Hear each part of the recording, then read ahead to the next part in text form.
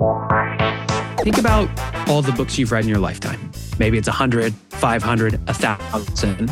If I asked you what percent of that collective knowledge can you recall and apply right now, the answer is probably like 0.1%. And that is insignificant compared to the information of the world. These AI models so far have been trained on 200 million books worth of data. It can recall 100% of it, and it takes it less than a second to scour 200 million books worth of data for your specific use case. So the reason you want to use a role is recognize you have certain expertise, but now you can tap into expertise of the world.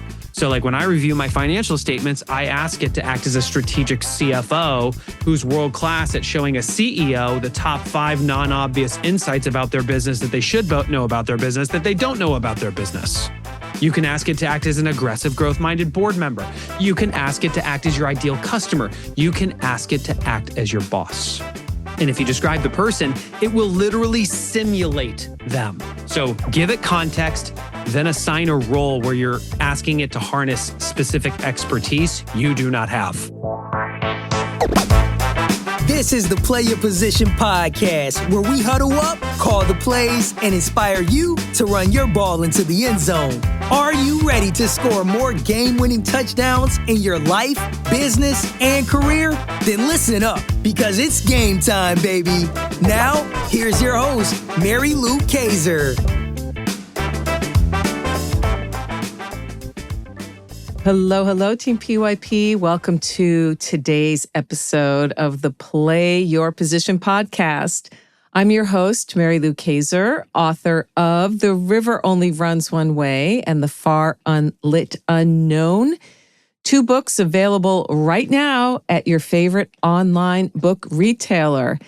Check them out and make them your companions on the next leg of your leadership journey. Also, I'm excited to announce that my latest book, It's Not You, It's the Algorithm, is coming soon. It's a smart, irreverent guide to waking up in the digital age and getting back what you didn't even realize you lost.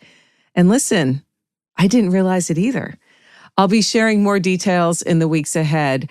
In the meantime, let's get to today's guest. I am thrilled to welcome Geoff Woods, author of The AI-Driven Leader and a pioneering voice in how leaders can strategically leverage artificial intelligence. Geoff is not just talking about AI. He's showing executives how to use it as a powerful thought partner that can elevate strategic thinking and decision-making. With a background in sales, entrepreneurship, and leadership consulting, Geoff has a unique perspective on how AI can transform businesses and careers. His approach isn't about technology for technology's sake, but about asking the right questions and unlocking human potential. I can attest to Geoff's book transformed my relationship with AI. So that's my little endorsement here. Get ready, guys, for an inspiring conversation about the future of leadership in the age of AI. It really is incredible what he's doing. You can find Geoff on LinkedIn and his website. Links to connect with him are in the show notes. And when you connect, let him know you heard him here on the Play Your Position podcast. All right, team, it's that time of the show. Are you ready for kickoff? I know I am. Let's do this. So, Geoff Woods, I am so honored to have you here today because, as we were just talking about in the pre-chat, you have been a massive inspiration to me in this new world that we're living in with AI at our fingertips. And to get us started, we're going to get into your book, but to get us started, please tell us your story about when you first got the call to leadership. How old were you? What was going on in your life at the time? And then how did that time in your life lead you to what you're doing today? The first time in my life when I felt the call to leadership, this actually probably goes back to, I'm probably 9 or 10 years old. I started studying martial arts pretty intensely when I was 5 and got promoted through the belts pretty quickly and was asked to come teach a little kids class.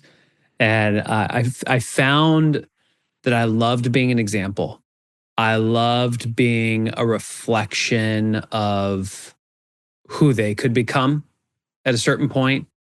I love teaching. That's something that has really stuck with me throughout my life. But there was a real defining moment that shaped my life significantly, which was college.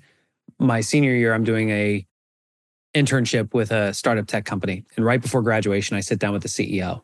And I asked him what I thought was the right question, which was, what job should I get after school?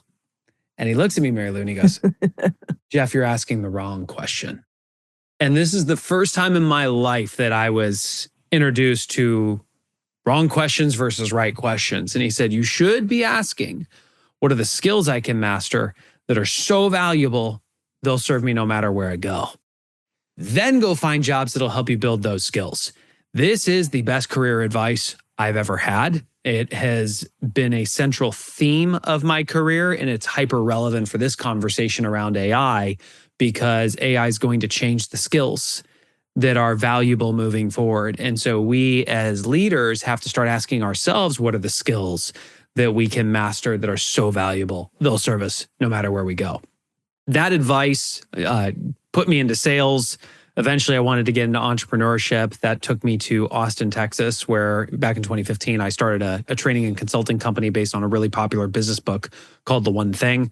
My partner, Gary Keller, started Keller Williams, largest real estate company in the world. He wanted to turn the book into a company, but his one thing was running KW. His co-author Jay's one thing was writing books with Gary. My one thing became The One Thing. And in that role, I had to master the skill of asking great questions to leaders because we all have too much to do and not enough time. But what is that one thing that if you just focus on that, everything else is easier and necessary? This became a superpower of mine. I sold the business or my stake in the business in 2022, had a 2-year non-compete. So I went in-house as a chief growth officer for a big steel company out of India, where again, I'm trying to ask the right questions to get the company to grow. And it was very focused around what's our competitive advantage? What's our strategic plan? How do we align the workforce with the plan? How do we harness technology to supercharge our people? The market cap just exploded. It went from 750 million to 12 billion. It was very successful. And that's when I saw ChatGPT for the first time. Wow. And when I saw it, I saw the next skill. Because there was part of me that was like, I'm so busy, I'll get to this later, or I'll delegate this to somebody else. But then there was that college mentor saying, I think this is a skill that's worth mastering. Focus on it. This will probably serve you no matter where you go. And that changed the game for me. So much to unpack there. The One Thing, so glad you mentioned that book. I will definitely include a link to that in the show notes. I think it's a book everybody should have on their bookshelf. It's, even though it was written a while ago and a lot has changed in the world, the fundamental concept of that is still so relevant. You are now working with leaders, showing them what is possible with AI. Yes. And yet you're still grounded in that wisdom your college professor gave you. What is the one skill that listeners need to seriously consider mastering today to move forward? They have to learn to ask the right questions. Okay. Which is not the answer that you were probably expecting if you're the listener, but you will realize by the end of this episode why that is so significant. And I'll tell you how this became real for me. I'm still chief growth officer of this steel company at the time in this story. When I started using AI, I was disappointed because I was using it to write a better email. Yes. Or I was treating it like a Google. And I remember thinking, this feels like a waste of my time. Like, it's not that much more valuable. Like, is it faster? Yes, but does it warrant going through the learning curve when I have so many other things to do? The answer was no. But then I took my own medicine and said, Geoff, maybe you're asking the wrong questions. And so I asked a different question, which is, what matters most in my role? The answer was strategic thinking. how might I use AI to elevate my ability to think strategically or to make faster, smarter decisions? That was the great unlock, because I realized most people, myself included at the time, were using AI one of two ways: either like a really smart Google that you ask questions to, or an assistant you delegate tasks to, like, help me write this email. While those do bring incremental value, it's 80% of the stuff that only drives 20% of the value. I've built a career on helping leaders focus on the 20% priorities that drive 80% of the results. And I realized I had to stop thinking of it like a Google and stop thinking of it like an assistant and start thinking of it like a thought partner, which meant I didn't ask AI questions. I asked AI to ask me questions. That was an unlock. And I'll share some use cases in a moment around what this really looks like. The moment I became proficient using it in ways that mattered strategically, I made the pitch to the chairman of the board. I said, this is the future. He said, I agree. I said, we should drive this through the whole company, which for context, we had about 100,000 people. Big task. He goes, I agree. And I said, you should own this as chairman of the board. It's that important. And he said, I disagree. You do it. Problem was, I didn't know how to. But I learned from Gary Keller, anytime you're hitting a ceiling of achievement, you're missing a person. So if you're in your career and you're going, man, I wish I could do something different, or I wish I could get to the next level, but I don't know how to, you're asking the wrong question. Instead of how can I do this, ask who am I missing? For me, that who was Google. And we partnered with them. They taught me everything. And ultimately, I saw a much bigger opportunity, because every leader knows this is the future, but they have no idea where to start and they think they're falling behind. And all the authorities were focusing on the tech. But the tech has never been the thing that makes the difference. It's the leaders who harness it that do. But nobody was talking about the leadership side. And so I resigned, wrote a book about it called The AI-Driven Leader. It has hit #1 in the world, and have built a company called AI Leadership, where our focus is building the world's most valuable network of AI-driven leaders, where we come together, we ask ourselves the right questions, and we unlock collective knowledge in terms of how all of us are using this. So then we take the best ideas back to our business, so we're always ahead of the competition. Wow. I've held this up now 3 times, because this book, and team, it will be linked in Geoff's show notes page, as every guest gets that. This is a book you absolutely want to get. This book changed the way I think about using ChatGPT. And I've openly shared with my listeners, and also just on social media when I'm posting, I use ChatGPT every single day. And occasionally I do use it for some of those lower level tasks that you were referring to, because it saves me time. I'm a writer. I don't have time anymore to scour through pages and pages. And when ChatGPT can do it for me in 5 seconds, and it just cleans it up. It's my stuff. It's not writing it for me. It's just doing the task of what I used to, again, spend hours and hours. Yes. But what your book taught me, and what I know that you talk about all the time, is this flipping the script, where I'm not asking the questions. I'm having AI ask me the questions. And I know you have I listened to you when I heard you on Damon Lemby's show.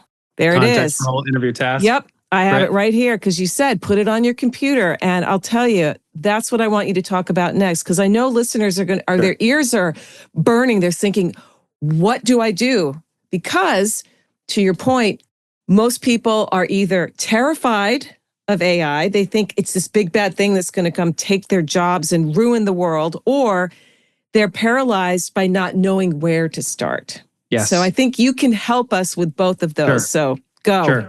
So first thing we need to hit, for a guy who wrote a book about AI, I do not care about AI. That's awesome. Here's why. AI is not your goal. Building a better business and better lives is. AI is a tool that can help you. It can also be a distraction for you. The difference that makes the difference is not the technology, it's how you think. You got to think strategically. So I'm constantly going to drive home strategy first, technology second. Let's use it in a 20% area that's going to drive 80% of your results. That's step 1. Can you identify a 20% use case? Step 2 is, can you now communicate effectively? If you've ever been married or in a romantic relationship ever, you know that the quality of your communication with your partner determines the quality of your relationship. It's the same thing with AI. You have to know how to communicate effectively with it. Most people are still talking to it like Google, short sentence. I'm going to give you a framework. Now, when I think of writing a prompt, which is what this is called, prompt engineering, I think of it like cooking. It's like a recipe. You pull all these ingredients out of your refrigerator. You don't use every ingredient. You don't use the same amount. And you know the better quality, the better tasting the food. Same thing here. There's all these ingredients that you can choose from when it comes to communication. There's even an image of this on page 73 in the book. I'm going to give you the top 4 for strategic thinking. And this is a framework. It's called CRIT that I use 99% of the time. And I promise you, if you follow this, your results will go through the roof and you will blast past 99% of the people you know who use AI. CRIT. Context, role, interview, task. Literally, just like Mary Lou did, I want you to get a sticky note and a Sharpie and write context, and then the next line, role, next line, interview, next line, task. Context. You have to give it lots of context on your situation. While it has so much data, it does not know you or all the background information you're thinking about. If you don't give it context, you're putting garbage in, you're going to get garbage out. You put quality context in, you will get quality out. Role. While think about all the books you've read in your lifetime. Maybe it's 100, 500, 1,000. If I asked you what percent of that collective knowledge can you recall and apply right now, the answer is probably like 0.1%. And that is insignificant compared to the information of the world. These AI models so far have been trained on 200 million books worth of data. It can recall 100% of it, and it takes it less than a second to scour 200 million books worth of data for your specific use case. So the reason you want to use a role is recognize you have certain expertise, but now you can tap into expertise of the world. So like when I review my financial statements, I ask it to act as a strategic CFO who's world-class at showing a CEO the top 5 non-obvious insights about their business that they should know about their business that they don't know about their business. You can ask it to act as an aggressive, growth-minded board member. You can ask it to act as your ideal customer. You can ask it to act as your boss. And if you describe the person, it will literally simulate them. So give it context, then assign a role where you're asking it to harness specific expertise you do not have. Interview. This is the game changer. This is where you turn the tables and say, interview me. Ask me one question at a time, up to 3 questions to gain deeper context about the situation. And then task. Your task is then and you tell it the result you want it to deliver for you. So let me give you a real example of this. I sat down with a group of leaders and I asked, what are the biggest problems you're facing right now that if we could solve them would unlock a new level of growth for you? The question in itself is strategic because remember, I don't care about AI. I care about you hitting your goals. I want to focus on what matters. And one leader looks at me and says, I got a good one for you. I run a manufacturing company. I leased all this equipment from a company in Japan. Things have shifted in the market. The debt's killing us. We're going to go bankrupt if it doesn't get restructured. And I go, okay, that's a worthy problem. What have you done? He said, I feel like we've tried everything. And he lists, Mary Lou, 5 specific things he's tried. And he says, none of this has worked because this company in Japan, it's publicly traded. The board is refusing to restructure the debt because they think they'll lose face in Japanese society if they do. Yeah. And he very vulnerably looks at me and says, I have no next step. We're probably going out of business. Then he asked the right question. Can AI help? I don't know. Let's find out. I pulled up ChatGPT, and the first thing I did is I wrote context and then put a few lines, role, put a few lines, interview, put a few lines, then task. So like now I literally have a structure for a prompt and it's just fill in the blanks. And here was the exact prompt I wrote. Context. I'm a manufacturing CEO. I leased all this equipment from a company in Japan. Things have shifted in the market. The debt's now killing us. We're going to go bankrupt if it doesn't get restructured. I feel like we've tried everything. Here's the 5 strategies I've deployed. 1, 2, 3, 4, 5. None of this has worked because this is a public company in Japan and the board is refusing to restructure the debt because they think they'll lose face in Japanese society. I have no next step. I think we're going out of business. That was the context section. So people listening to this are already going, you can say that to AI? Yes, you can. Roll. Your role is to act as your role is to act as an investment banker with deep expertise in restructuring debt. Interview me. Ask me 1 question at a time, up to 5 questions to gain deeper context. Then your task is to generate 5 non-obvious strategies I could deploy to get the board to restructure the debt. That was 1 prompt. Instead of AI, instead of what most people would do, which is to say, how do I get a Japanese board to restructure my debt? And it's going to give you crap answers because you gave it a crap prompt. It turns the tables. And as an investment banker with deep expertise in restructuring debt, with all the context I fed it, it asks, do you have any relationships with any other influential executives in Japan that this board would respect? I look at the CEO and he goes, whoa, I would have never asked that question. Yes. I actually do. Now, Mary Lou, why do you think he would have never asked that question? Just because that's not how he thinks. Yeah, he's an American. He doesn't have 2,000 years of Japanese culture and history in his head. AI does. Yeah. Then it asked 2 more questions like that, and it came back with 5 non-obvious strategies. Number 1 on the list, the Saving Face Consortium. It said, you have enough relationships with the right people in Japan. Approach them to acquire your debt. Give them really favorable terms. Your debt will get restructured. Your board will save face. I look at him. His whole body language has shifted. He's literally holding back tears. And he looks vulnerably at the group and says, guys, I haven't slept in 90 days. Oh my goodness. I've literally been making peace with the fact that we're going out of business. But in less than 10 minutes, I actually got hope. Yeah. A few months later, my phone rings. It's a text message from him and it says, the ball is moving. I actually think this is going to get done. Your ability to think strategically is the difference between growing your business or going out of business. But how do you ask the right questions to elevate your ability to think strategically? And how do you harness AI to enhance that ability? That's what the AI-driven leader is all about. Yeah. And a testimony, team, to what Geoff is talking about. So little context, since we're talking about context here. I heard Geoff interviewed on a podcast with a man named Damon Lemby, whose episode you just heard because it just dropped. And I was so taken by this approach to using a tool that I had been messing around with for quite some time.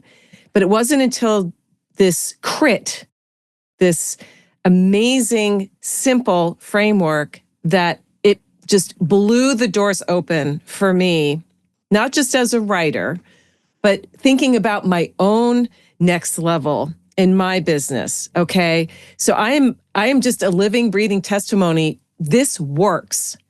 Absolutely 100%. Now, I'm not a CEO of a huge company with, things all over the world.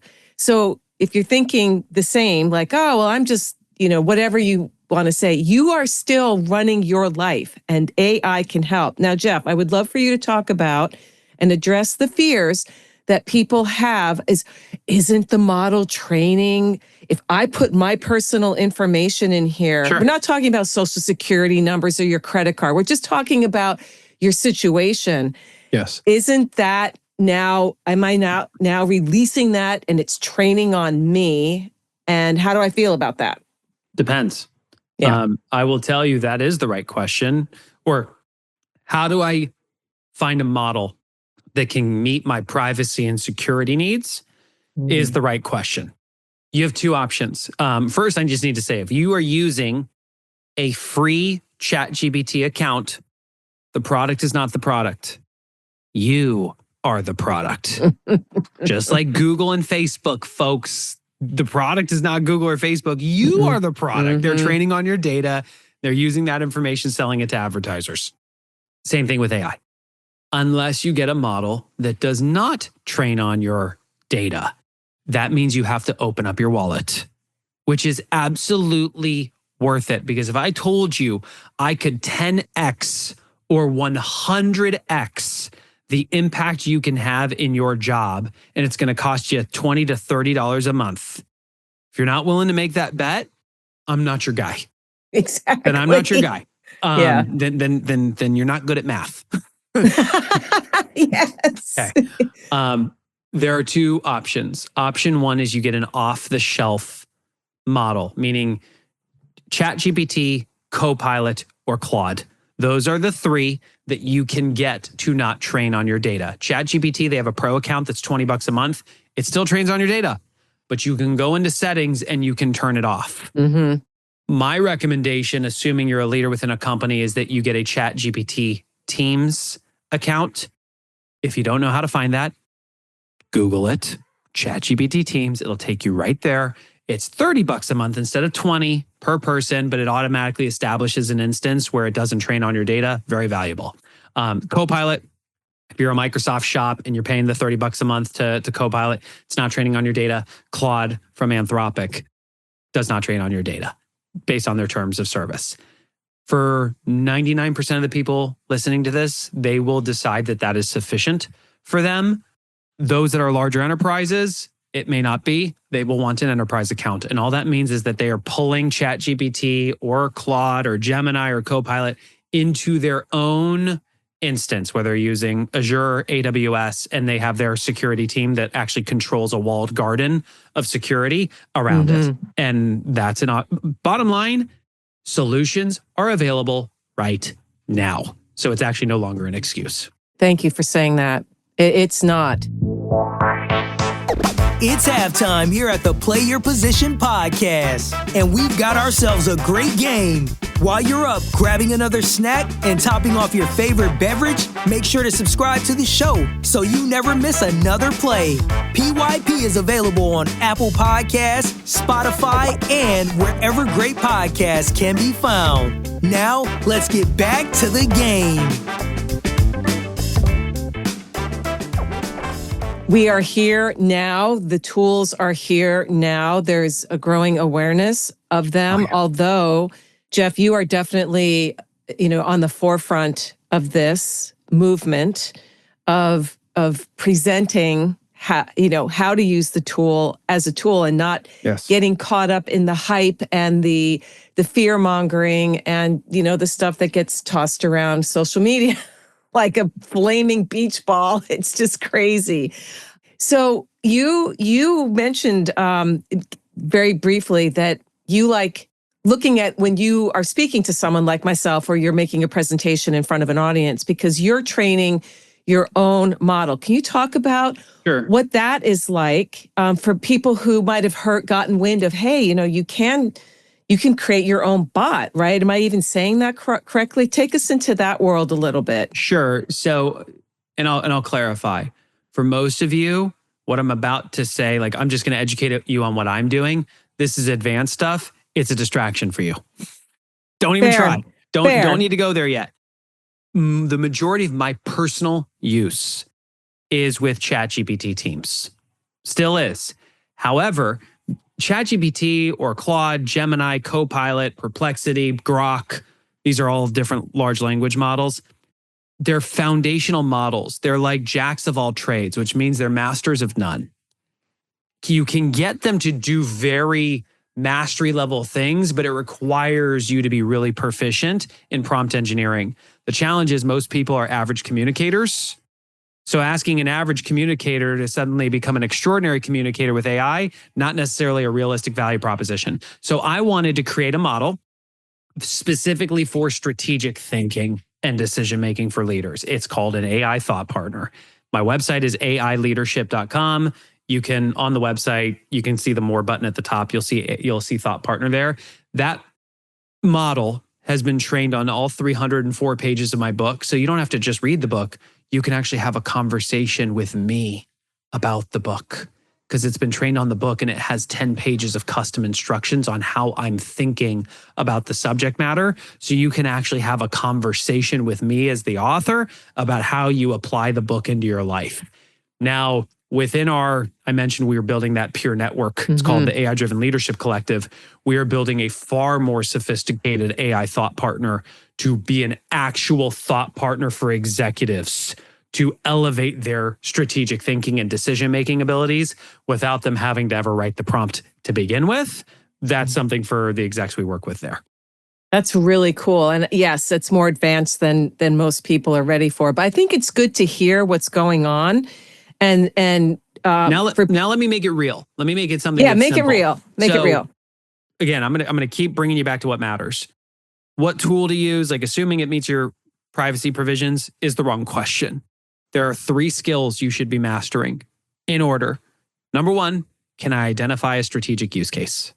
It's got to be a 20% that drives 80% of the results. Step 2, can I communicate effectively with AI? You can now. CRIT, context, role, interview, task.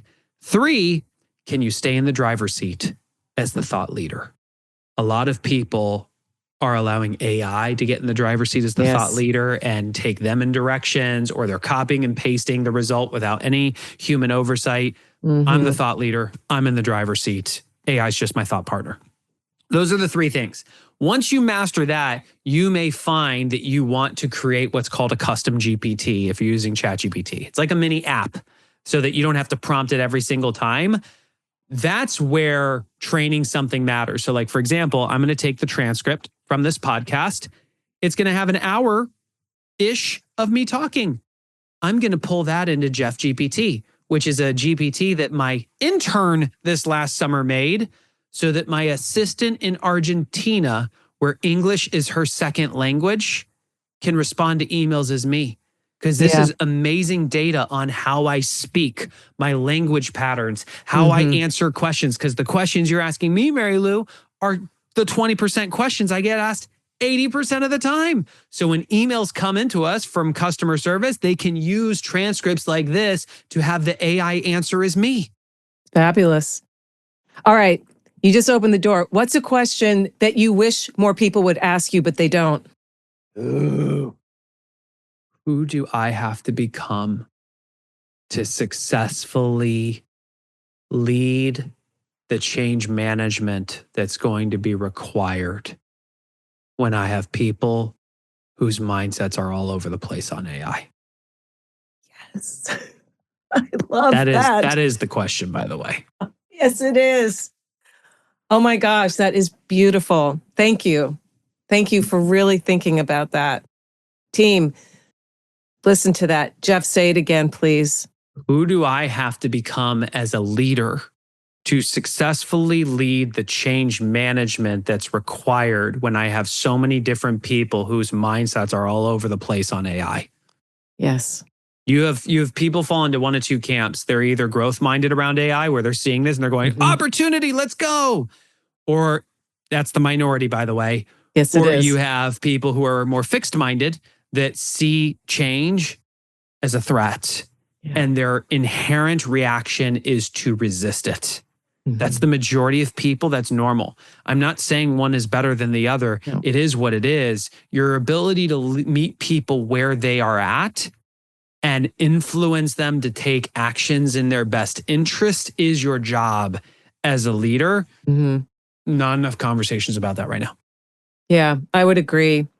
And I think being honest with yourself about where you're at is a starting point. It's okay to feel afraid. It's okay to be perhaps a little suspicious because of things that have been floating around. It's one of the reasons why I love having conversations like this, because you're immersed in this, Geoff. You really, yes, you don't know everything. Who does, right? But you have been putting this into practice. You are seeing results. You've been building case studies. You've written a book that is practical and forward-thinking and useful, and it works. It works.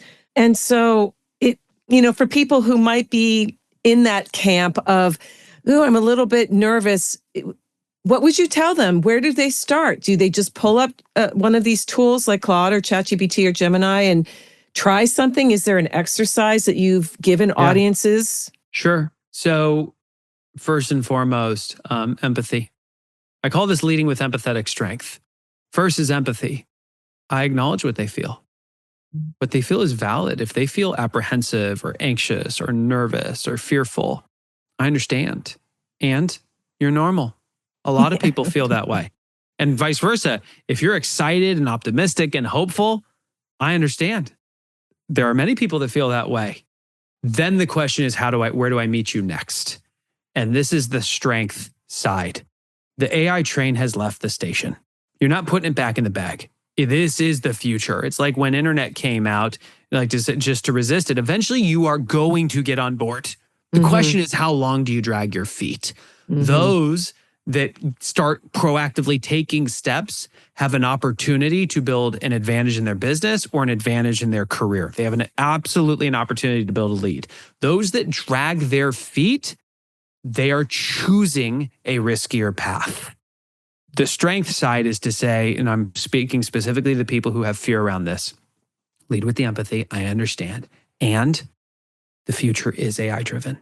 I know there's fear of people thinking that AI is going to take their job, but we have to educate you on what your job even is. Your job is the skills you apply and the processes you follow. That's all a job is. In every technological transformation in history, technology changed the skills we applied and the processes that we followed. Our skills changed when the internet came out. Our processes changed when the internet came out. Same thing happened with the assembly line. Same thing happened with the steam engine. Same thing happened with the printing press. Our advantage as humans is evolution is woven into our DNA. It's our strength. We got to tap into it instead of resist it. So to acknowledge that the way things used to be is not who we can become. Right. So this is about letting go of how things used to be, reimagining who we can become and saying, how about I teach you how to communicate with this?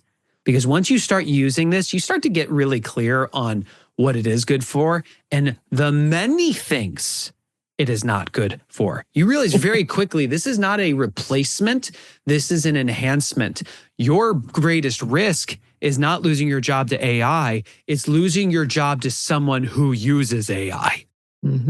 Because I promise you, like even in my company, there was a person we were looking at for a pretty critical role. They were very resistant to using it. We would not hire them because being practice leaders is a core value. If you are not going to be on the journey of using AI to elevate yourself and free yourself up from 80% of the low value tasks that only drive 20% of your results, we are the wrong bus for you. So it's a choice. But the other thing I know, Mary Lou, is there's a difference between supporting people and saving people.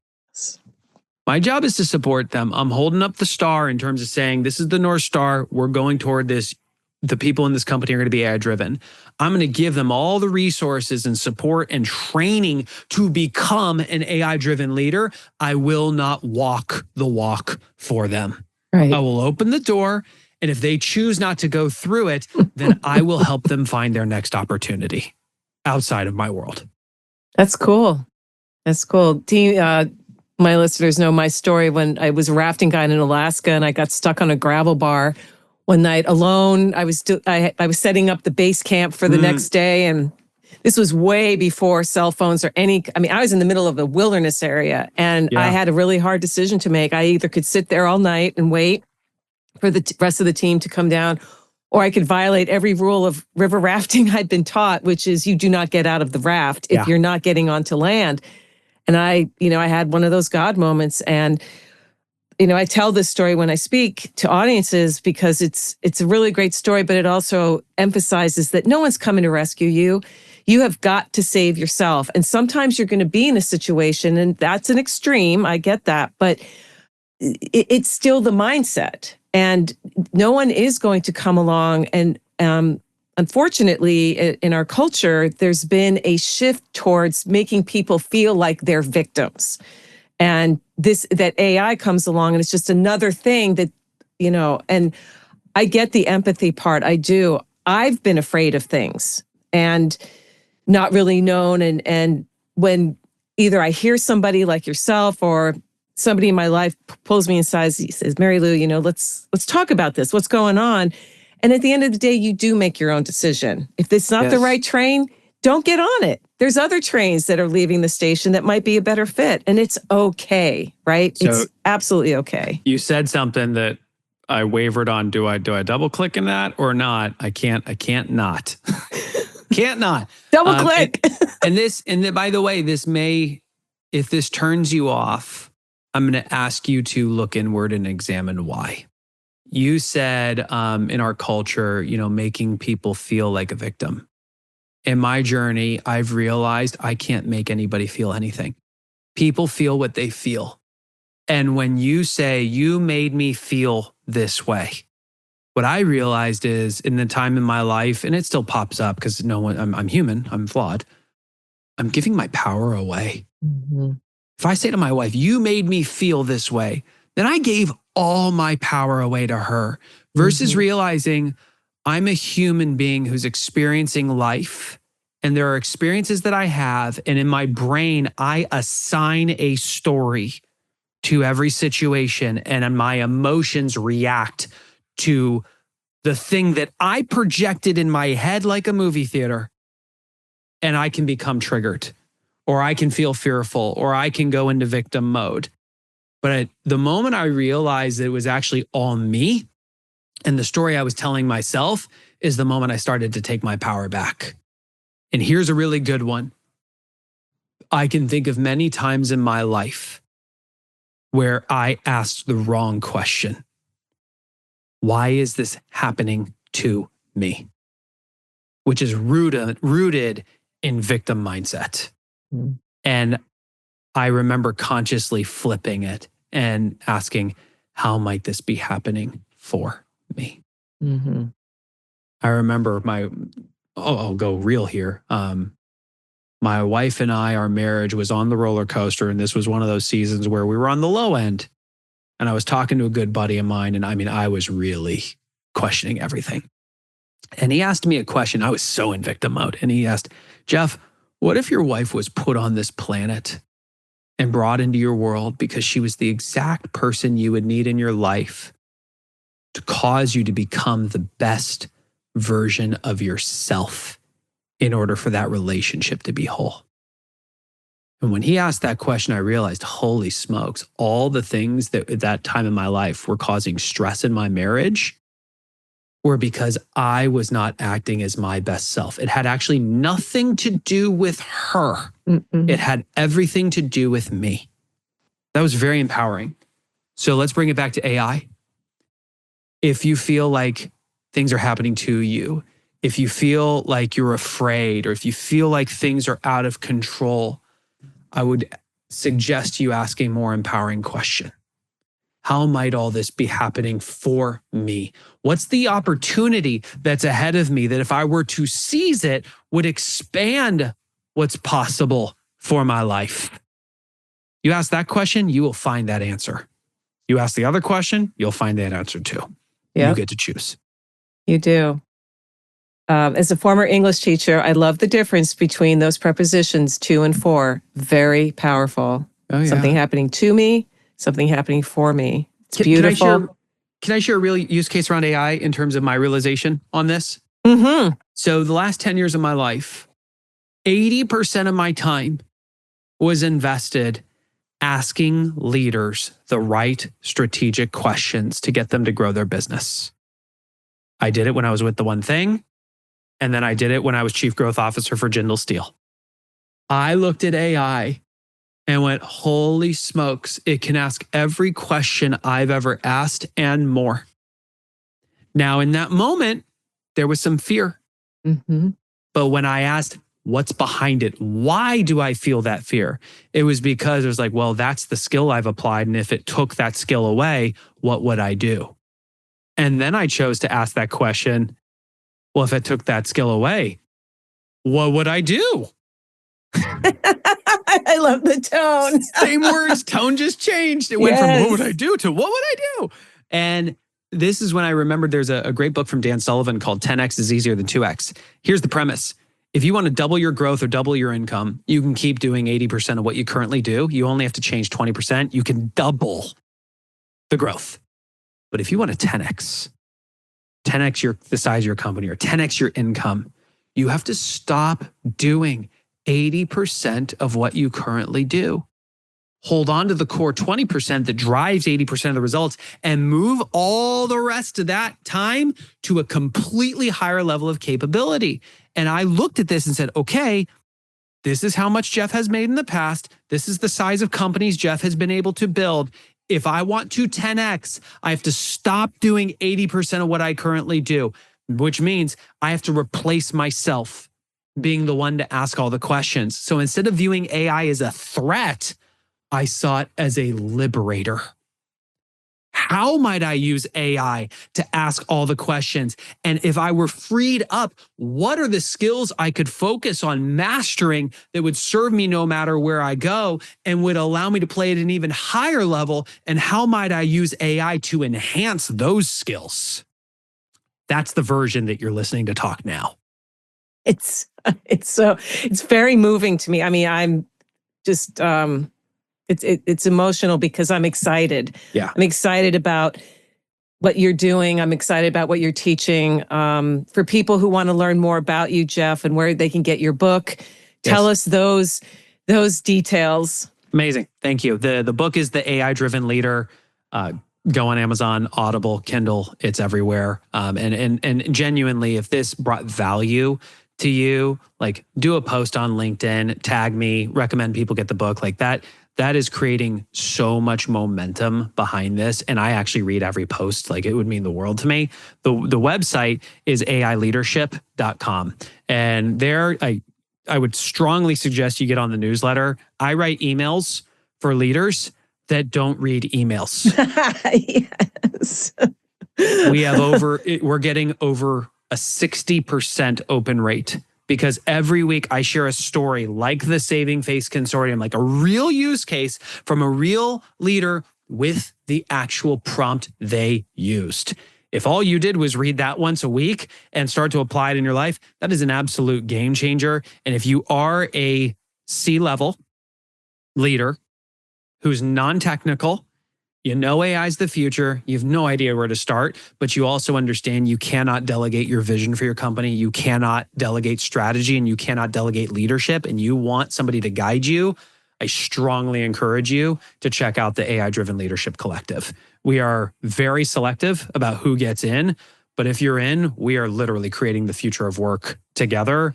You will always be ahead of the competition. You can learn about all that at aileadership.com. Yes, and team, you know that the links to all of this will be on Geoff's show notes page at pyppodcast.com. Also, just if you're listening on your phone, it's going to be right there. I mean, I cannot make it easier for you to connect with these amazing people. I'm curious, Geoff, who inspires you? Different seasons, the answer changes. My kids are inspiring me right now. I actually last week got down on one knee at my son's level. He's 9 years old. And I told him that I had this realization that he is showing up in the world as the best version that my inner child wished it could show up as. Like that inner child that's still hurting from being bullied as a kid, like his ability to lead with a strong back and an open heart, that inspires me. My 3-year-old Aspen inspires me with her play. My daughter Daphne inspires me with her drive and her creativity. My wife inspires me with her selflessness and her service heart. Outside of that, the next one, this is a different answer than you would expect. My future self.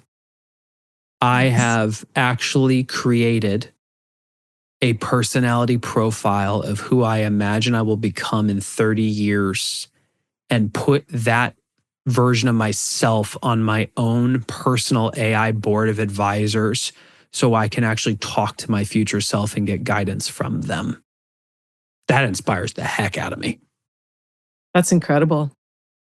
How about them apples? Come on. How about them apples? I don't even know where to go from there, except, Geoff, you are an inspiration to me. You are a leader in the truest sense of the word, the humility, the empathy, the point of view, that you've staked your claim, all of it. It has been such an honor to talk with you. And team, get his book, get in his world, get on his newsletter list. Or if you're not ready, guide somebody to him that is, because this is the future right here. And again, I can attest, I could not have done what I have done in the last 5 weeks had I not known about this book. And just as a foreshadowing, I have my next book coming out. It's the book I didn't know I was going to write.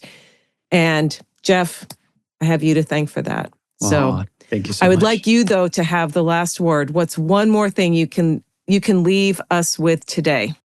One of my biggest realizations on my own journey of becoming an AI-driven leader is it has absolutely nothing to do with the technology. It has everything to do with you and your ability to ask the right questions. And the question I want you to start asking is, who can I become? That answer lies within you.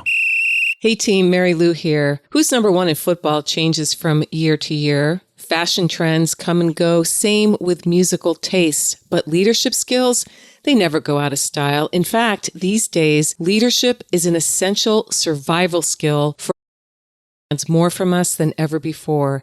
To succeed these days, you need to know how to show up for yourself so that you can then do the work you love with people you like the way you want. The Play Your Position Leadership Playbook helps you do this, and it's free. Go to pyppodcast.com to download your copy today.